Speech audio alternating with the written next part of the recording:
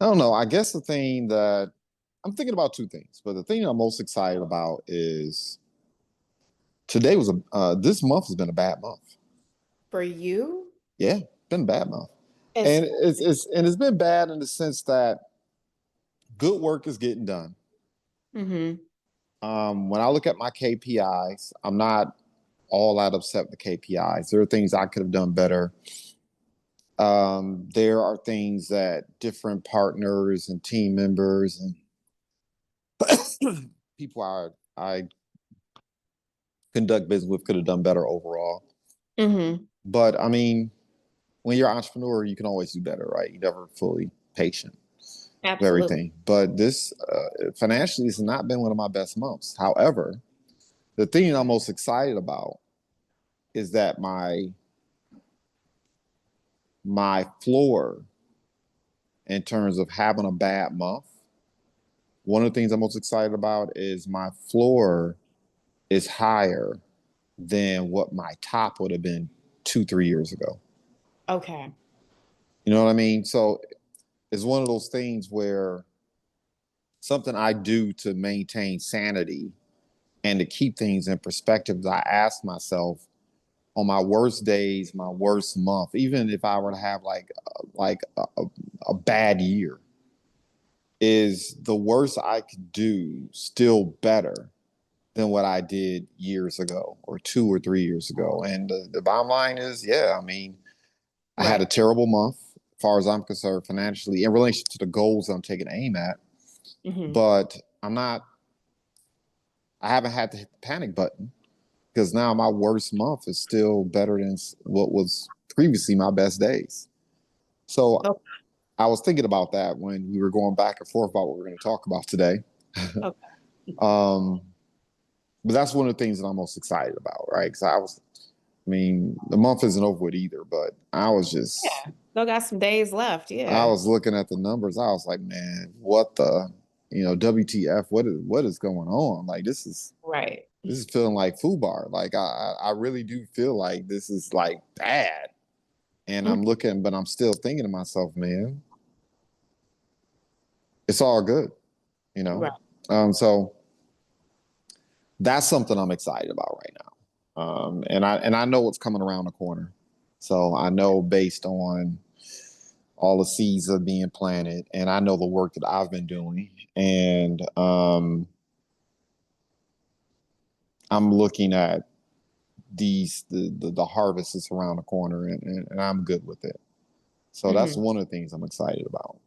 Okay. Um, the other thing I'm excited about, which is kind of like the topic I want to talk about today, is the fact that I finally feel like, I mean, I've been building assets all my life, but now I'm much more intentional about it. It's not just academic, like I want to build assets, I want to build assets, but I'm building assets. And, that's really the topic I want to chat about. For some reason, over the last 2, 3 weeks, this conversation repeatedly come up. I've been chatting with entrepreneurs and business owners about what their long-term goals are and how important it is to be profitable, how important it is to be financially solvent. But given everything that's transpiring in society and with our economy, you know I've been trying to beat the horn. It's like, look, you got to get out of this mindset where you're just looking to earn income. If you're not building assets, you're going to be in trouble. You're going to be in trouble. Yeah, absolutely. It's like the chasm between the have and have nots. Man, like it's always been there for those of us who are educated and have a mind to pay attention. Yeah, for Um, I remember seeing it clear as day 20 years ago. Even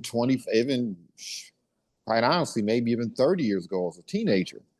I remember being acutely aware that there was a thing called have and have nots, and I was not. Um, I had little to no belief in the quote unquote middle class. Like I could see what was going on, and then with the education and becoming more financially literate, and especially once I started my career as an investment advisor, I was like, dang. Like the middle class, that's some real BS.com they've sold us. There is none. But now there used to be the illusion of it. There will be no illusion moving forward. There's not going to be an illusion. You say you were aware of it in your teenage years. What about in your childhood? In my childhood, see, I grew up. Okay, so a lot of my childhood, I lived in the 48228 zip code. Okay. And especially when I was there, when I was operating that space, the school I went to was in that space or wasn't that far from it. The neighborhoods that I traveled to, bike to, bus to, walk to, right, hitch rides to, were pretty much same conditions. You know what I mean? Like I had no concept of have and have not. So the way I looked at it, everybody had not. And we were all, I'm just being real. I mean, neither one of my parents were crushing it financially, And when I would spend time with my grandparents, who ultimately probably, when I think about who I am today, contributed the most to it, they lived very frugally. They were Southern folk, you know what I mean? Like buying red bottoms would never have occurred to my grandmother. You know what I mean? Like that's not the way they get down. They could have been sitting on millions of dollars and still wouldn't spend crazy. That's just not who they were. Yeah.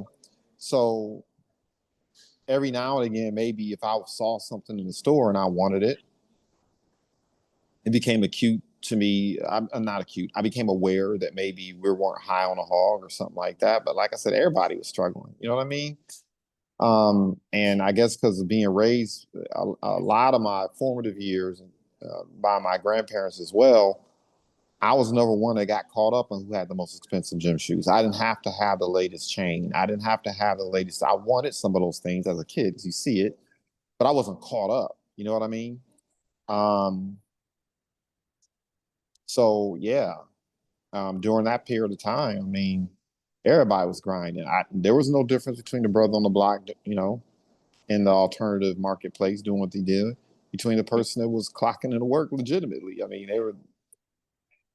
people weren't winning like that, particularly in that zip code where I came up. So I started working early. I don't even remember if it was illegal. I just know I started working before I went to high school.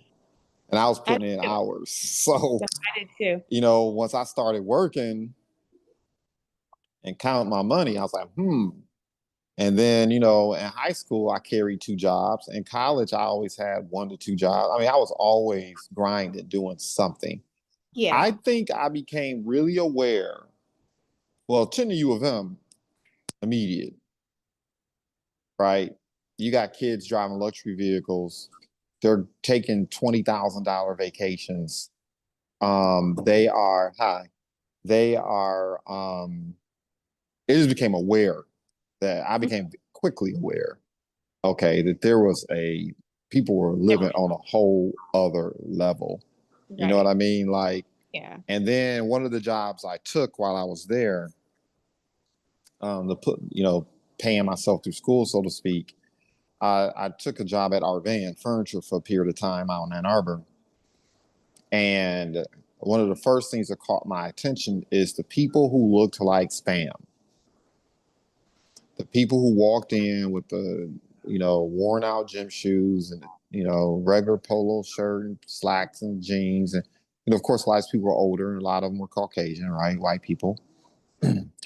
I would notice how they would come in and buy an entire bedroom set like it was nothing. They would come in and buy the living room, bedroom. I mean, they would just, it wasn't even like, it wasn't even any deliberating. You know what I mean?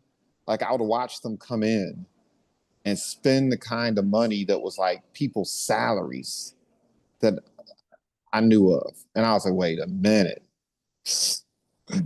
wait a minute. You know what I mean?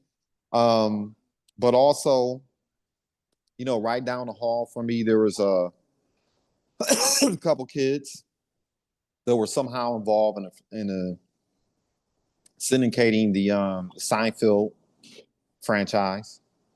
They're involved in that somehow. Um, a couple of friends that I met while I was there lived out in Birmingham. I had never traveled to Birmingham before then, but I attended U of M. I met people, and then I got out to Birmingham. I was like, "Whoa, look at this! Culture This shock. is yeah." I was like, Yeah. "This is different." You know Hmm. what I mean? Like that's when it became apparent to me that there were just people who were living at a much higher level. And like I said before, when I did my first apprenticeship with an investment advisor that took me under his wing for a period of time, then it really became apparent. When I saw the type of monetary decisions were being made, I was like, wait a minute. This transaction is 10 times someone's yearly salary, 20 times. What is really? You know, then it opened my eyes. And I realized right away that, and then because I worked through middle school, high school through college, um, I was always doing the math, like how many hours I would need to work, how much more money would I need to earn to have a house, have a car, account for taxes, account for this, account for that, account for this. So I think at an early age, I became more acutely aware, unlike my peers, of how much it actually costs to live an adult life. You know what I mean? So Yeah. I remember having a conversation with a young lady. And of course, me being a nerd, I messed that conversation up. We were supposed to be having a totally different conversation. And, we started talking about post college and I messed it all up. I started talking about my plans. I was like, You man, were it too costs serious. this much. It costs, I'm Yeah. going to do this. I need to do this. I need to do that. I got to account for this, that, and other, man. And I just remember at one point she just looked at me and I was like, man, I'm not getting none today. You scared her off. You ran her off. I was like, Yeah, you ran her off. She was, yeah. God, this guy, he's back off the caffeine, boo. Yeah, man, because I was going in. Oh, that's funny. Any respect. I think I became aware of the difference between the haves and the have-nots at a very early age. Like I would say like 7 or 8, because I knew what rent was at that time. Like I would hear my family talking about it. And then I had an aunt. One of my aunts was married to somebody who was like 20 years older than her, and she had a very good job. And then her husband had a good job. He worked at the plant. And so they had like a totally different type of lifestyle than like the lifestyle that, my mom had. My mom was a single mom and she worked her butt off. She worked several jobs. Mm-hmm. Um, and so like it was very obvious because, my aunt and her family would take like family vacations, and they had like a really nice house, and then eventually they moved to like a suburb. um Mm-hmm. and so it was very apparent very early on that there's people who have money and there's people who don't, and in this household we don't have money. And like we Mm-hmm. never were like starving or anything like that. Mm-hmm. Mom always kept food on the table, and I tip my hat to her because she did a lot of stuff that, like, behind the scenes when you're a kid, you don't know what your mom is doing to make ends Mm-hmm. meet and to make it happen every day. But I remember just being like, wow, like, comparing my aunt's lifestyle to our lifestyle. And Mm-hmm. it was very, very apparent to me that if you don't have money and you don't have a good job at that time, everybody's like, oh, everybody works at the plant is like, on a whole nother level. Especially like the Detroit inner city um Mm-hmm. mentality, and then Mm-hmm. um another time that kind of stands out in my head is when like crack cocaine hit the neighborhood. um like just seeing, you know the just Mm, the whole mm-hmm, neighborhood be like a tsunami running through it, literally. mm-hmm, mm-hmm, And so yeah, it's always been very, very much like since a young age, the difference between, like you said, the haves and the have-nots, and just the socioeconomic differences and people's lifestyles. And as I got older, and even like as I started like getting into high school and middle school and kind of like going outside of the neighborhood, because I went to a parochial school for middle school and for a couple years of my high school mm-hmm, career. And it was apparent. There were people at my high school, my grandparents helped my mom to pay for my tuition, but there were people who, their parents were buying them new cars, and they were going on vacations and they had everything. And and then you look at your situation, you're like, man, it's very, very obvious. And yeah, it shapes your mind. Like you said, early on how important it is to be successful and to have a plan, and not end up being a statistic, and things like that. So yeah, very, very early on, I can remember it clearly that mm-hmm, I noticed it. And even certain stuff I wanted to do, like when I was a kid, I liked gymnastics and I was good at it, but it cost a lot of money to mm, to have that type of if you're a child, your parents have to pay for this and that and coaching, and like my mom just didn't have it. So, mm-hmm, it was like very apparent, like, because I really wanted to do it, but she just didn't have the money for it, and so that's something that kind of stood out too, and I think like as a kid, you kind of feel like pissed off and resentful because you're like, okay, like why does all these other people get to have this, and this, and then you're like basically in this situation, and you're like, man. So it became very obvious early on how important it was to have money. Money was always a major issue. mm-hmm. It was very glaringly obvious from a very Yeah, young age. So yeah. yeah. Like I remember there was and I got to be real careful about this because I don't think there's any statute of limitations with the bad behavior we were involved in frequently. But I remember in particular was a protest that I was a part of Hmm. where we were protesting the treatment of students of color at UNM. And it was like, I don't know, like 37, basically 40 days, a 40-day sit down, but we're not bathing. Oh, Days went by, we weren't eating. We were, what year was this? this was, gosh, 19, no, it wasn't 19. Yeah, it was 1999, maybe 2000 when it happened. And we did Okay. this sit in. Okay. So we're raising hell. You know what I mean? Like it was a thing. It was all over the news. We were straight up giving U of M some black eyes like you wouldn't believe. It was crazy. Okay. And our argument was very transparent. It wasn't complicated at all. It's like we found evidence of systemic racism on the campus, and we found evidence of who actually had their hands on the levers, so we're pulling the levers, Hmm. right? And so, we had this whole thing where we wanted to certain structural changes to occur, and thank God those changes did occur. Some good did come out of it because a lot of people lost their academic standing, a lot of people lost where they lived at, fell out with their parents. That sit down was a mess. Um, man, there's so many stories I could tell from that. In any respect, there was another protest that was taking place at the same time, and they were protesting. Basically, I think it was a protest. And look, I'm good with it. I stood their cause. I appreciate it.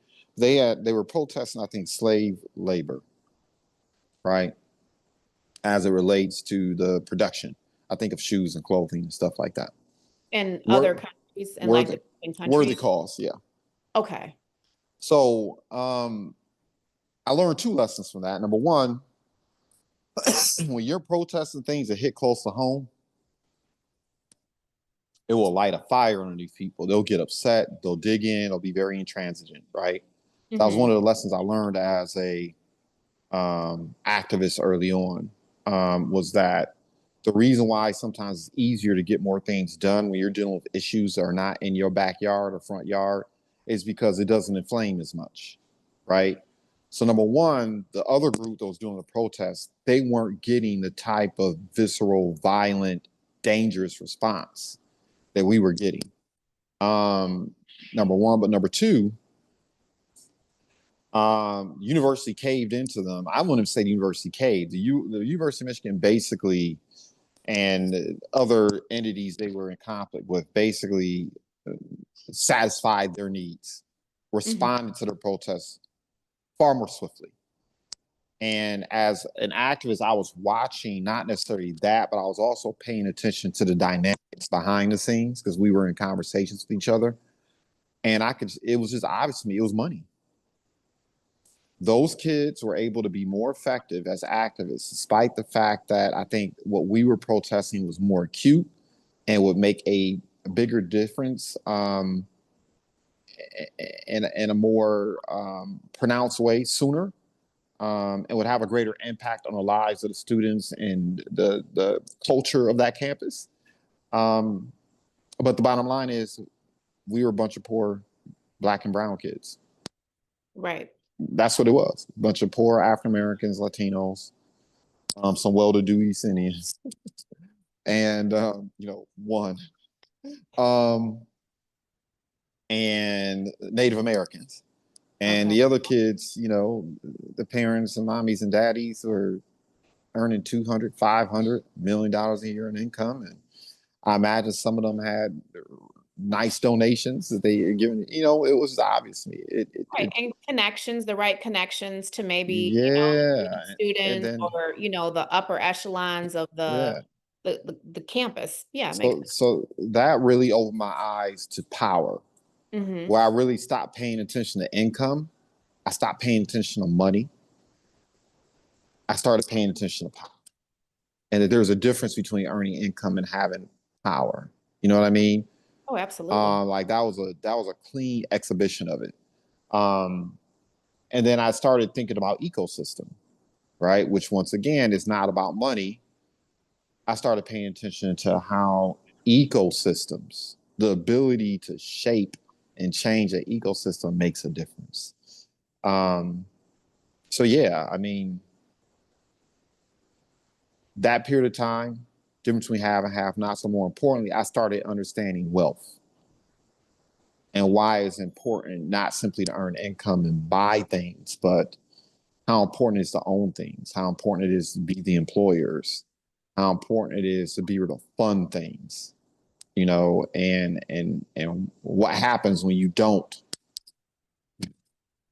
have those resources at your disposal. Oh, absolutely. Yeah. Yeah. And how different the outcome is Mm, when you have those resources versus when you don't. yeah. Or at Yeah. least like you said, just having access to the resources. Yeah. So yeah. Yeah. I mean, so I've been thinking about that more and more, as of late. As there's a shrinking demographic of people who can afford to buy homes. Um, There's the a bu- shrinking demographic of people who want to own homes too. well, I think they don't want to own them because they can't afford them, and if they can't afford them, I mean, it's the strain, Mm. right? The Yeah. the bottom line is the cost of acquiring a home has I forgot what the stat was. I need to jump online and look at it again. But the bottom line is the cost, the increase, the inflation associated with buying a home as it relates to the increase in income. It's like there's a huge chasm between those two things, right? And I Hmm. think people have finally realized it's not worth me being house poor. And then a lot of people have just checked out. They said, forget it. I don't want a home because I know it's not a reality for me, right? But the reason why that's so important is that's not just happening when it comes to home ownership. That's transpiring across the board. Like those of us who are financially literate, I think we've always known you can't save your way. to financial independence. You can't save your way to solvency, right? You have to figure out ways to earn more. But now, even seeking out jobs to compensate more is not going to get it. Like, you have to participate in buying assets, whether it's real estate, investing in the stock market. Um, you have to find things to invest in. Like, oh, it's going to get bad, man. I mean, I'm talking about spam, ramen noodles every day for a lot of people who think it's all good, and it's not going to be all good in 10, 15, 20 years. It's just not, right? Even in 5 years, that's not going to be all good. No, Like no. even with like the thing, like you were saying, with like earning more money, it's also too being able to leverage your money. Yes. Because that's super important. Like if you're, say you're sitting on some money and you want to, invest in some real estate, leverage your money, you have houses that you own, you can leverage equity in your house to do certain things. There's a lot of things that people, the haves, are doing, leveraging their assets, that is a foreign concept to people who just have never had that exposure. Yeah. And like you said, like the old school mentality, like when I was growing up and when you were growing up, was like, get a good job, save your money, Hmm. work till you're almost dead, and then, try to enjoy whatever life you have left during your retirement. Those days are over. Mm. Those Yeah. people have phased themselves out. Most of the people that I know that are part of my circle are entrepreneurial. And the days of the 9 to 5 and getting a good job at the plant is like a pipe dream. That was from like the 70s. And it just no longer exists. Yeah. So it's like people nowadays know that not only do you have to leverage your money, but 10 times out of 10, you're going to need more than one stream of income just for yourself, not even talking about a spouse or a partner. If you want to thrive and just, get ahead, not just survival, we're talking about thriving and excelling and, leveling up. Those are Hmm. things that are like absolutely required. There's no way around it. Yeah. I mean, here's the thing: the multiple streams of income is just survive. Hmm. I think that's what people don't understand. You got to have multiple streams of income just to survive. If you want to thrive, like, I'm becoming more acutely aware that success as an entrepreneur, even if you have a business that is generating a certain amount of income, is not going to be sufficient.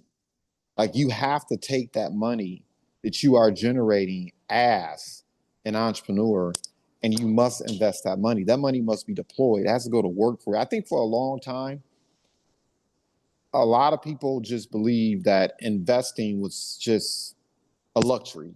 It's something that wealthy people do. You know Like what a I mean? hobby. Yeah, like a hobby for Not wealthy even not in people. a hobby. It's just that's what wealthy people invest. Hmm. I'm going to work, maybe put a little money aside. You know, I don't know, but put money in a 401k, like the minimum, and it's still going to work out. And for me, what I'm trying to do is sound the alarm. Like, no, it's not going to work out at all. Like, you have to find things to invest in, whether you're buying businesses, once again, whether or not you're buying hard assets like real estate, whether you invest in the market, like, you don't have a choice. It's going to get bad. Like, the beautiful thing about this country for a long time is that we don't know we've never experienced what other countries experience. Like, in other countries, you're either eating or you're literally not eating. Like, it's not figured you like you're not going to eat. There's no safety nets in other countries like Oh, we've had here.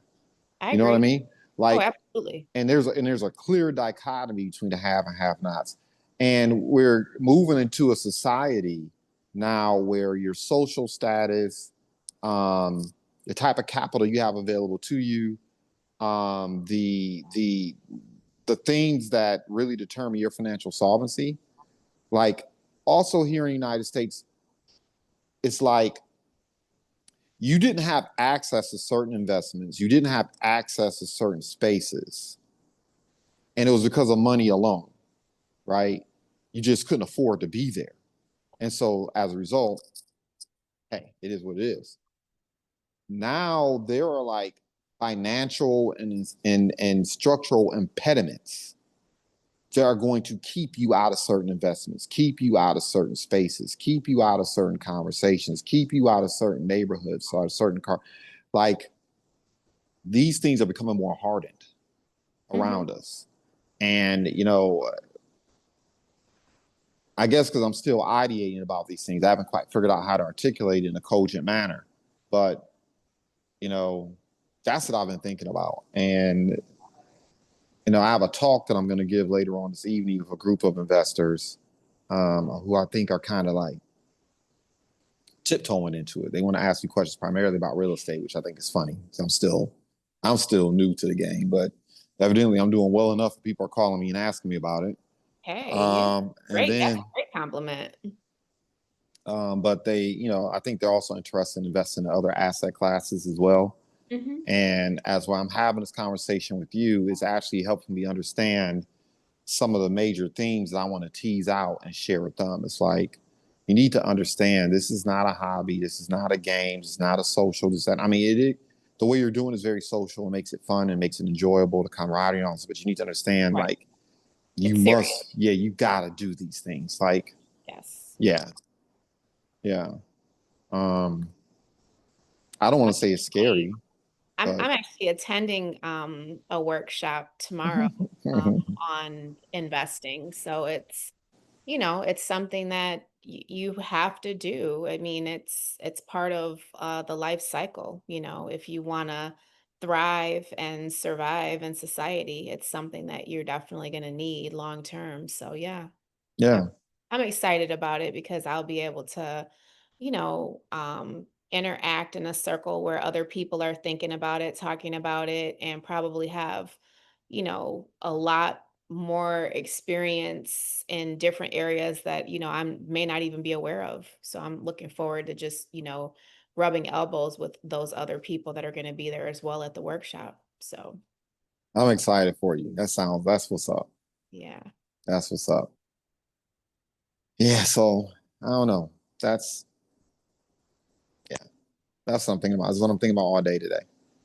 As I'm What sitting time is the what you're gonna be doing, the group that you're gonna be talking to? 6 p.m. 6 PM, okay. Yeah, Is it a I Zoom or is it live? it's gonna be. Oh, it's gonna be Zoom. Oh, It's gonna be okay, Zoom with people. I okay. would have invited other people out, but like I said, it's a private investment group. They want to maintain their anonymity.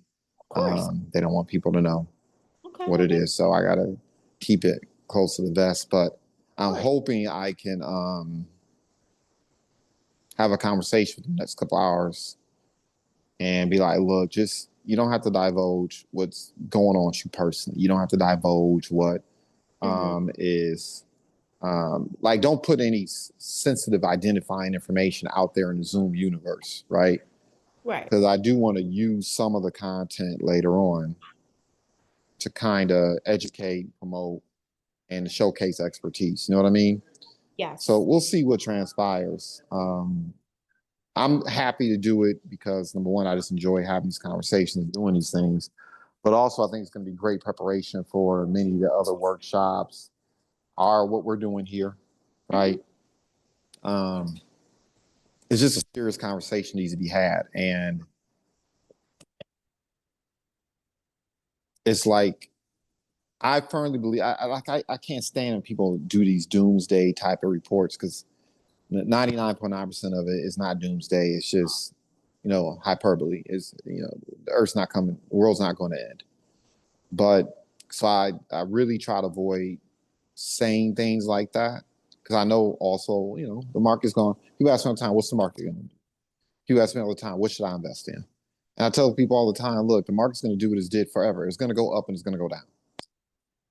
You Right. know, people ask, what should I invest in? And, you know, my response is typically three things: invest in what you know, invest in what you know,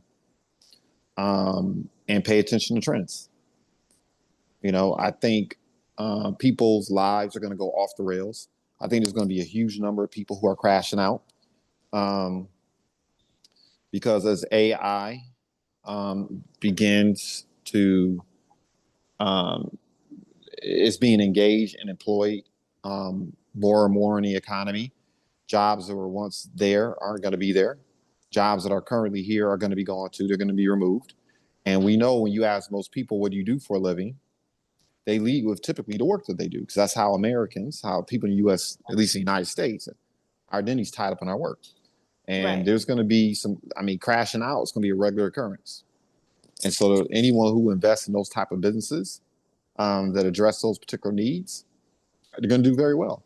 I believe people who, we're going to live longer. That doesn't mean we're going to live better. Right. Yeah. Yeah, we're going to live longer, but we ain't going to live better. And,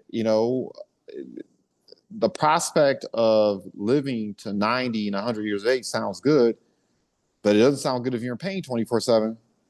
Doesn't sound good if you have multiple surgery on those knees and those chests, and your scar tissue across your chest. Yeah. Like, If you have a good quality of life, period, and your yeah, health, your wealth, if you yeah. don't have that, then who I mean, would want to be in that right. situation? Yeah, I no. mean, investing in those type of industries is going to be huge. Investing in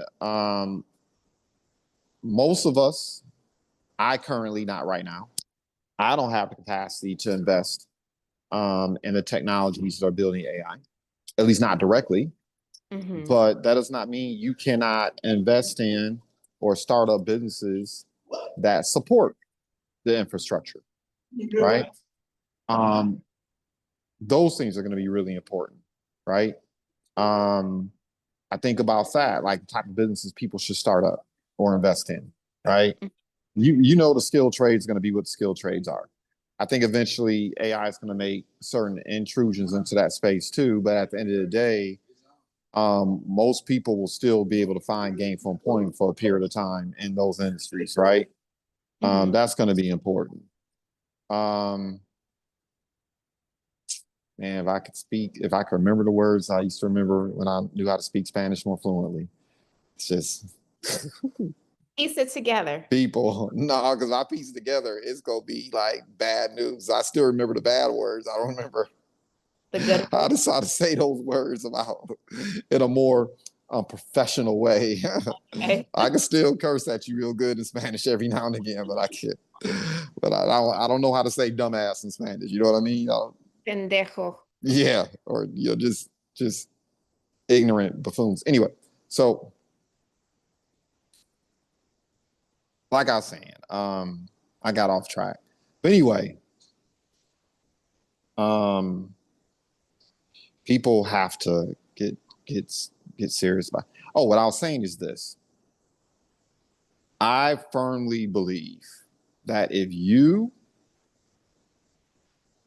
don't get your act together over the next 10 years, we're going to have in the United States what we've had in other places. And there's going to be, I mean, there's going to be a permanent underclass for real. Like, don't matter how talented you are, doesn't matter how much intelligence you have, even to an extent, you could have the greatest value prop. It's just going to be increasingly more difficult to get out of the quote unquote financial underclass. I really do believe that. I agree. I mean, I Yeah. think we're seeing it now, Yeah. especially in places where, there's like an inner city. It's very apparent, Mm-hmm. especially with some of the things that have been happening with our government. A lot of Mm-hmm. people who have been um very upset about certain things that are occurring, and it's apparent to me because I work with so many different kinds of people, um, how many people depend on assistance Oh from yeah. government and Mm-hmm. how many people are really feeling um, closed in and cornered because Mm-hmm. certain resources are, there's talk of it not being available or being cut off and things like that. So it's definitely causing um a lot of disruption to people, and people are unsettled and they're nervous and worried about, Hmm. you know, how they're going to make it, what the future may hold. It's very apparent, to me, especially because, like I said, I deal with all different kinds of people. I work with people with challenges. We work with buyers, sellers, renters, all that. So it's I'm having those conversations with prospects and clients about just what you and I are talking about. So it's definitely it's there for sure. Yeah. Yeah. It's this conversation is interesting. It's like, because I've not worked a job on a consistent basis or had jobs for so many years in between, or I mean, I think something that entrepreneurs need to understand, and this is kind of correlate to what I learned while I was at U of M. I was on campus, right? Um, oh man, it makes the issue so much more acute. It's like the thing that really dawned on me the most is that particularly well off people who are really well off, and not just Caucasians or white people, but just period. Hmm. But definitely, it's like I remember when I concluded this. It's like, you know, Jacob and Jilly and Billy Bob and whatever names you think of. You know where I'm going with this. Justin. They're not waking up thinking I hate black and brown people. It's not what they wake up thinking about. Like obviously there are people out there who are like that, who are on that time.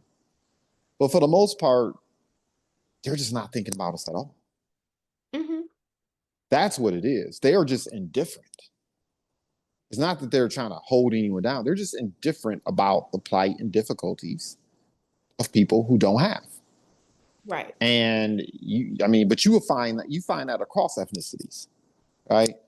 And even I'm careful about it. And I'm by no means wealthy. I got a little small modicum of right? I'm better off than the average Joe. Great. Hmm.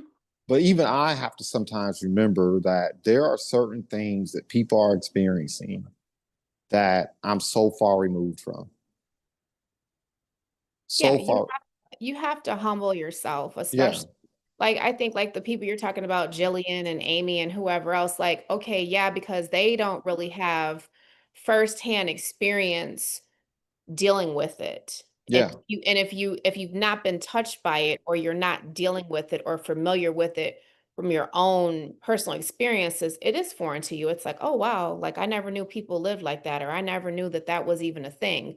And it's not out of like being haughty or, being mean. It's just you're not familiar, so it's foreign to you. Yeah. Just like I was talking about working with renters. A lot of people in this space don't work with renters, and oh, you work with renters? Ugh, like, they don't Yeah. want to do it. Yeah. Um, but to me, it's like a whole nother stream of income. You Um, know the other thing you have to be cautious about, and once again, I'm going to speak for myself. Because you think that once you've overcome hurdles, once you've overcome challenges, once you overcome the BS.com, mhm. I can tell you what my experience has been. The more acute the challenges are, the easier it is to become impatient with people who are still dealing with them. I Because agree. because the attitude is, I came through all this shit. Like I've overcome all this stuff. If I can do it, you can too. What's the problem? Oh, Like you yes. start to lose. I'll be honest, there are times where I'm not as empathetic as I should be, because after going through all the pain and hardship during my youth and formative years, all the pains and hardship and triculating, I mean, just having stuff happen. I got my battle scars. I can take off my shirt and people can see my battle scars, like the physical ones.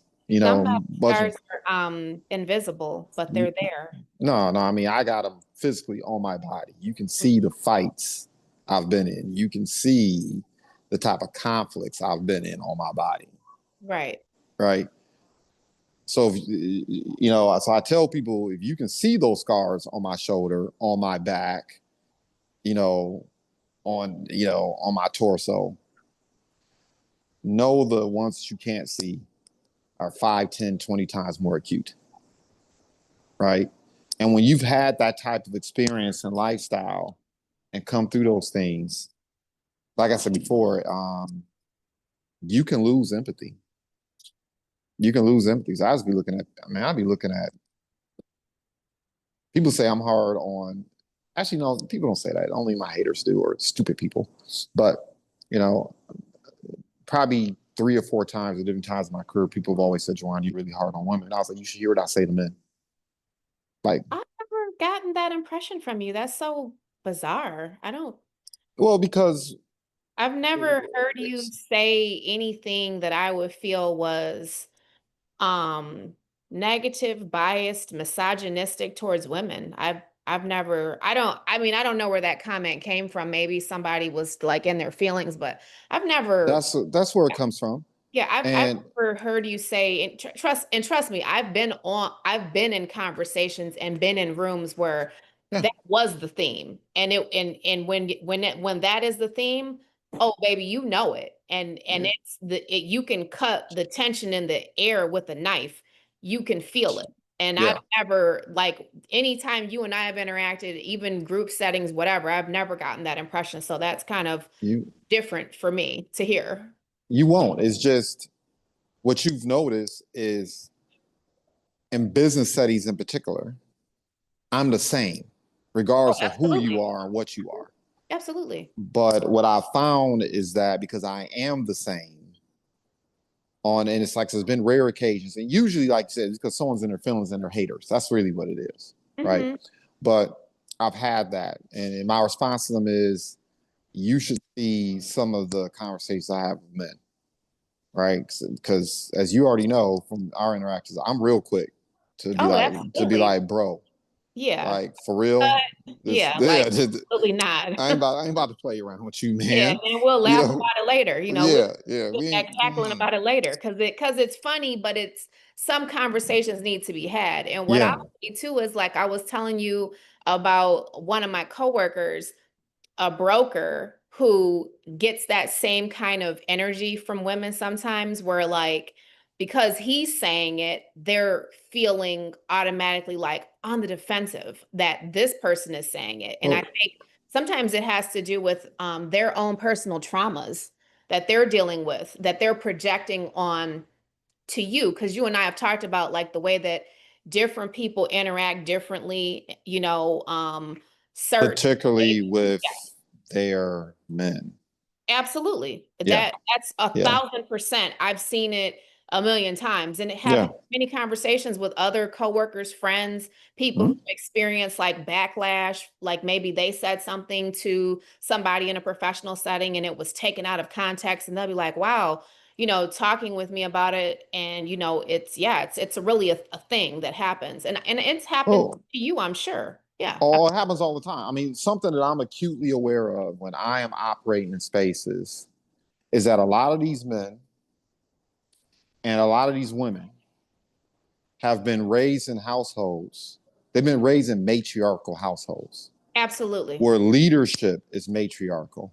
How to Hmm. respond to things is matriarchal. How to spend money is matriarchal. Everything about it is matriarchal. So the Yes. irony is they'll yell and scream that they want men's involvement, men's participation. They want men to step up and be men. But sometimes when you show up that way, you actually, there's a price to pay. Hmm. So I'm very much acutely aware of that, right? I know that as you've been around me long enough to know, like, I'm not much different here on the podcast than I am in person, but my energy is a little bit different in person, right? I am more assertive. Um, I can be more, what's the word I'm looking for? Like, you've seen it. Like, people have been intimidated by me for no reason. But you're always tactful and Yeah, diplomatic. You've never yeah. been um rude, disrespectful. I've never witnessed it. I mean, I'm sure Oh, you have it in you just like we all do. yeah. It's there. I Absolutely. mean, I Yeah. mean, I tell people I mean, look, you can get it Right. if when I'm being my worst self, which thank God Yeah. I don't give in to that energy. Right. But Try the to keep bottom it under line wraps. is, Try to keep yeah, it under wraps. Yeah. yeah. But it is an interesting space to navigate, right? Yeah. Especially, you know, within ebony colored communities, right? Because like I Yeah. said before, they want masculine leadership, but they don't want it. Well, I think they're not used to it. It Yeah. depends on the type of household that you grew up in. If you didn't have those interactions with male family members, even if you grew up in a house without a father, if you had like uncles, brothers, grandfathers, those people Mhm. that you interact with, depending on, like how prevalent they were, how present they were in your life and your day to day, I think that has a lot to do with how you deal with other people as well. Like if you're not used to dealing with those kind of people, then it's going to be more challenging for you. Like you said, if someone's showing up and they are masculine and they are a take charge kind of person, like if you didn't grow up and you're not used to conversating and interacting with men on that level, then it may be more of a challenge for you, or you may feel um like put off or turned off, or like, oh, I don't want this person telling me what to do, or just Yeah. listening because the message is coming from this person and you're not used to communicating with these kind of people. But then that's when you have to check yourself and do some self inventory and say, what is it about this person and the message that they're sharing that's making me non receptive? You know, and that's important. And a lot of Yeah. people don't want to do that. A lot of people don't want to hold themselves accountable and say, okay, this person's coming from a place of contribution. What is it about the way that this person is sharing these things with me that's making me not receptive to it? And that's the key piece when people are coming from a place of contribution. Like I remember this was like all the rage. People are arguing about it left and right on social media. Um, where they were saying that a lot of people know the path, they have the information, they have the insight, they have the wherewithal, but they don't want to share it. Right. Absolutely. And people were getting, a lot of people had a lot of criticism for people who were in positions of influence and power. I'm actually looking for an interview I just listened to. Here it is. Derek Lewis, the ex-president of PepsiCo. And he was talking about this in his interview recently that I watched, where it's like the reason why a lot of people who have achieved and succeeded and leveled up don't want to oftentimes publicly come out and talk about the game or talk about the things that they do is because it's crazy. And even I'm beginning to experience it now. I'm like, I'm not even there yet. But even I'm beginning to experience it yet. It's like you will get more vitriol in return for telling people what's really going on, for being honest about the game, how do you win in business and financially, than if you just kept quiet. I And agree and 1000%. yeah, it's like the clowns, you know, the dumb apples out here will get all kinds of they win the popularity contest. Let's put it that way, right? Hmm. Yeah. And it's terrible to say. I mean, as you already know, I don't mind. I still do it anyway. But I will willingly admit there are times where I'm in spaces and I'm listening and taking inventory, and I'm like, you know what? Let me just fall back. All the Let me, time. let me Yeah. just fall back. Yeah. Let's just I'm not even going to say a word. I'm just yeah, going to, sit here and I'm going to listen and observe and take notes, probably yep, on my phone, because that's what I like to do. I love taking notes on my phone.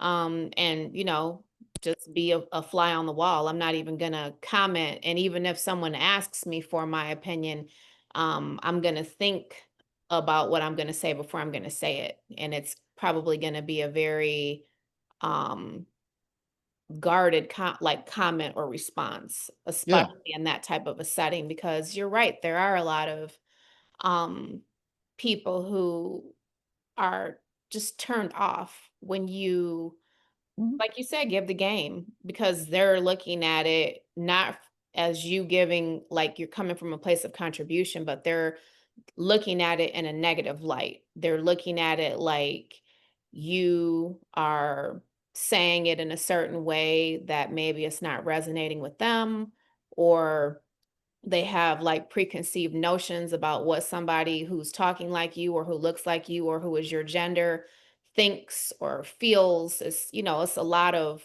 baggage that other people Mhm. carry, that they may project onto you, just because of your gender, or things that you have no control over. Yeah, yeah. So It's interesting. it is. It's very interesting. You know what? And you Thing know is what's funny when I hearing people talk about you when they don't know you're listening. That's always oh very, yeah, that's very entertaining. it's extremely Hmm. entertaining. Hmm. It's Hmm. very, very entertaining, the things that people say about you when they don't know that you're listening. Hmm. Yeah. Hmm. All the time. That's something. It's extremely entertaining. Yeah. And for me, it's kind of funny. Whenever I hear myself say that, I know I've reached a point where it's like I don't give a F. Of course. Like once I start becoming entertained by the BS.com, it's like I've now reached the point where I don't give a F. Mhm. I'm just about to put my head down and keep it moving. You know what I mean? Well, It's what's really entertaining is when you could, like, if you can listen to it with someone who you're on the same page with, and you guys would just sit up and laugh about it, like, oh wow, like, tell me how you really feel. Like, okay, I Mhm. mean, do I need to get a bodyguard? I mean, what is really going on over here? Man, man, Yeah. stories to So, tell. oh, Oh my absolutely, goodness. absolutely. But Wow. it's par for the course. As one of my mentors always says, Adrian, this is the business we've chosen to be involved in, and it is what it is. So you just gotta, take it on the chin and keep pushing. So We chose entrepreneurship. yeah, let your success talk for you. Hmm. Hmm. Yes. And yeah, just what do they call it? Signal versus noise. Mm-hmm. Just just be 100% focused on the signal. Absolutely. Yeah, that's it. So I gotta who is this? I gotta meet with two people back to back here. Oh, that sounds fun. And I gotta get out the space. I can't be in here anymore. I gotta see people. Where are you? So there's this co-working space that I've been investigating. Okay. Um, not so much to displace some of the spaces I patronize and use, but as an alternative, right? And Mhm. I'm being imperialistic, just to be honest. Okay. I'm trying to figure out how many markets and how many spaces geographically we can dominate. Right. So there's a workspace out in the um, Oak Oak Park, or not Oak Park, Royal Oak, Hazel Park, Ferndale, Mm-hmm. that whole area. So I would love to be able to train somebody up. I would love to be able to mentor somebody up to occupy this space, just because it's wide open. Whenever I talk to business owners in this area, in the zip code, no one seems to know who we are and what we do, which I'm like, okay, that tells me green lights, go in here and go crazy. Also, it's attractive. It's attractive. Looks nice. The parking is a lot easier than being coming downtown, and there's a lot of things to like about what they have going on down here, or up here. So I'm thinking critically about how I triangulate or help us triangulate. Right. I already told you before, if I go any further, that there are like 4 or 5 markets that I want our organization to dominate, Right. and I'm looking for ways to get a footing in it. So Okay. we'll talk more about it. As you can tell, I'm being a little bit guarded. There's only so much I Yeah, want to of share course. right now. That's cool. Like you said, Hmm. you're keeping the cards close to the vest. That's cool. So yeah, and